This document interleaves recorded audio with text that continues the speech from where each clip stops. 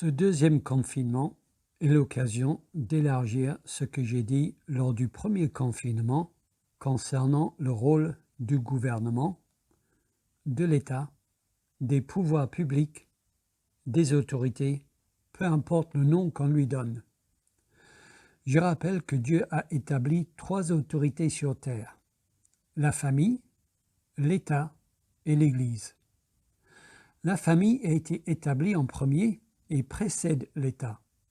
Le père de famille a l'autorité parentale pour exercer la discipline sur ses enfants. L'État a été établi par Dieu à cause du péché. La Bible enseigne que le gouvernement est le serviteur de Dieu pour exercer la discipline sur ses citoyens, c'est-à-dire pour punir les méchants et pour approuver les bons. Jésus a donné les clés du royaume à ses apôtres. Les responsables de l'Église locale ont l'autorité pour exercer la discipline de l'Église sur les membres qui s'égarent. Nous voyons les différentes étapes de cette discipline qui ont été données par Jésus lui-même dans Matthieu chapitre 18. Or, ces autorités sont indépendantes et l'une ne peut pas usurper l'autorité de l'autre. Dans cette vidéo, c'est le rôle de l'État qui m'intéresse, car dans notre société, c'est lui qui usurpe le plus l'autorité des autres. En effet, sa rébellion a été mise à jour par son comportement concernant le Covid. Comme je l'ai expliqué dans mes autres vidéos, c'est Dieu qui fixe le rôle de l'État, comme nous le voyons dans Romains chapitre 13 et dans 1 Pierre. L'État est le justicier divin et rien d'autre. L'État est le serviteur de Dieu pour punir les méchants et pour que les bons puissent vivre en paix. Toute autre activité de l'État est un péché, car dans ce cas, l'État outrepasse les devoirs que Dieu lui a donnés. Il devient dans ce cas un serviteur rebelle, car l'État n'a pas le loisir de décider pour lui-même quel est son service ou sa mission. Non, c'est Dieu qui décide ce que doit faire son serviteur et ce que son serviteur ne doit pas faire. Or, premièrement, il est donc clair que l'État n'a pas le droit d'interdire aux chrétiens de louer Dieu ensemble. Non seulement ce n'est pas sa mission, mais ça va à l'encontre du commandement de Dieu. Mais c'est ce que l'État a fait pendant le premier confinement en fermant les églises, et c'est ce qu'il fait aussi lors de ce deuxième confinement en limitant les places dans les églises. Et, hélas, il y a beaucoup de chrétiens évangéliques qui applaudissent le comportement de l'État dans ce domaine, ce qui me dépasse totalement. Le problème avec l'attitude de ces chrétiens est que Jésus dit que c'est lui qui possède toute autorité sur la terre. Jésus s'étant approché leur parla ainsi: « Tout pouvoir m'a été donné dans le ciel et sur la terre. Allez, faites de toutes les nations des disciples, les baptisons au nom du Père, du Fils et du Saint-Esprit, et enseignez-leur à observer tout ce que je vous ai prescrit. Et voici, je suis avec vous tous les jours jusqu'à la fin du monde. Tout pouvoir m'a été donné dans le ciel et sur la terre. » Jésus possède toute autorité sur la terre. Et Dieu veut que son peuple se rassemble chaque semaine pour l'adorer. Donc, quand l'État français limite le nombre de places dans une église et ainsi empêche certains chrétiens de louer Dieu, alors l'État français va à l'encontre de l'autorité de Jésus et l'État français pêche donc.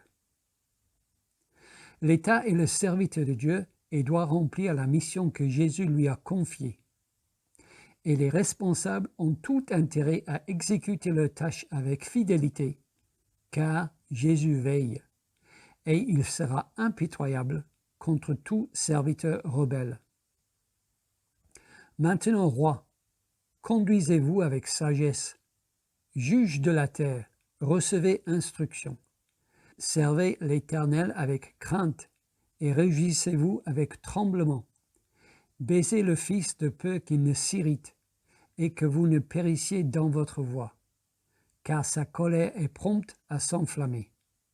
Heureux tous ceux qui se confient en lui.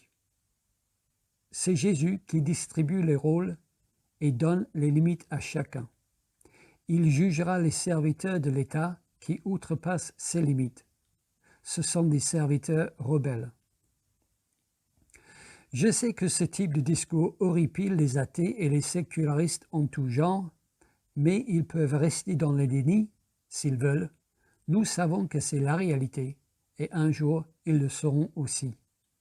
Ce n'est pas à l'État de décider de son rôle. Le serviteur ne choisit pas ses tâches. C'est le roi qui choisit les tâches de son serviteur. Et le roi des rois dit que le rôle de l'État se limite à l'exécution de la justice. Tout le reste est péché.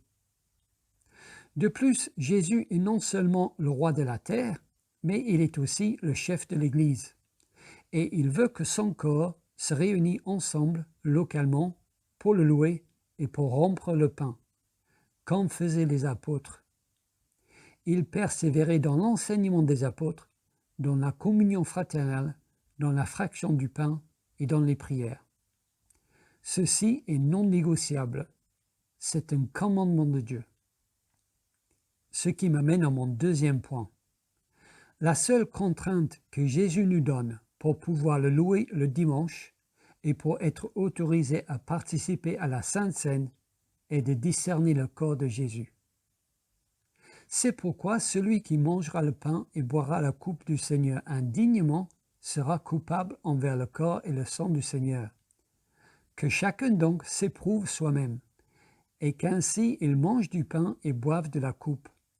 Car celui qui mange et boit sans discerner le corps du Seigneur, mange et boit un jugement contre lui-même. Nous devons donc chérir le corps de Jésus. C'est-à-dire que nous devons donc croire au sacrifice de Jésus seul pour notre salut.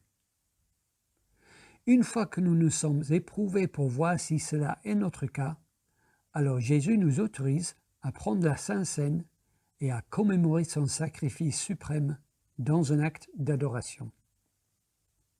Il s'ensuit donc que bibliquement, aucun homme ne peut nous imposer autre chose pour que nous puissions louer le Seigneur. Si Jésus ne nous impose pas autre chose, on n'a pas le droit de nous imposer autre chose. Celui qui veut nous imposer autre chose va au-delà de l'autorité que Jésus lui a donnée. Je suis sûr que vous voyez où je veux en venir. Donc, un pasteur qui exige des membres de l'Église qu'ils doivent porter un masque pour participer au culte et prendre la Sainte Seine est dans le péché. Ce pasteur impose aux chrétiens ce que Jésus lui-même ne leur impose pas. Il interdit à des chrétiens non masqués de louer le Seigneur alors que Jésus les autorise. Nous ne sommes pas chez les catholiques. Nous n'avons pas de pape chez nous.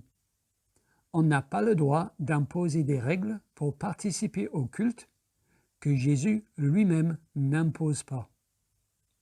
Sinon, les contraintes sont potentiellement sans fin selon les fantaisies d'un pasteur.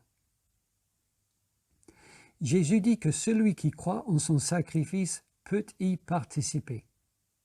Si un pasteur dit qu'il faut croire et aussi qu'il faut faire ceci ou cela, il entre dans le péché. Pour être autorisé à s'approcher de Jésus dans l'assemblée, la condition n'est pas le salut plus un masque. La condition, c'est le salut seul.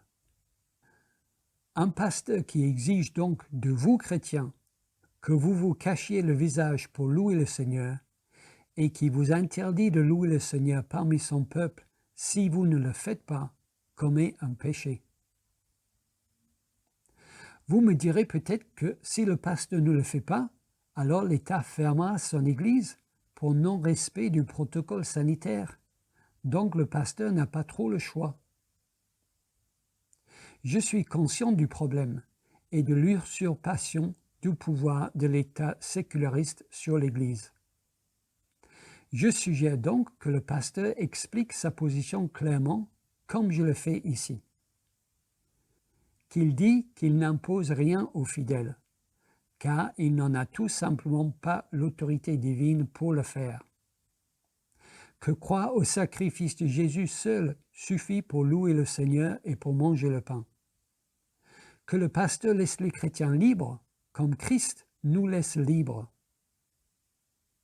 Mais le pasteur peut aussi expliquer aux chrétiens que le non-port du masque pourrait entraîner la fermeture de l'Église et donc leur demander de le porter dans l'enceinte de l'Église. Vous me direz que ça revient au même. Ah bon? Parce que pour vous, pécher et ne pas pécher revient au même? Un pasteur qui impose le port du masque et qui interdit ainsi à tout chrétien sans masque de louer le Seigneur au culte se met dans une position de rébellion contre le Seigneur et place sur les fidèles un joug que Jésus lui-même ne leur a pas demandé de porter.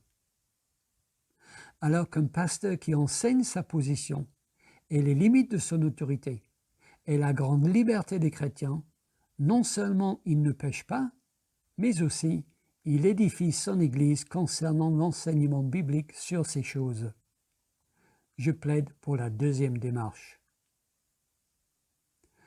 Donc, Jésus a autorité sur tout. Il est le roi du monde.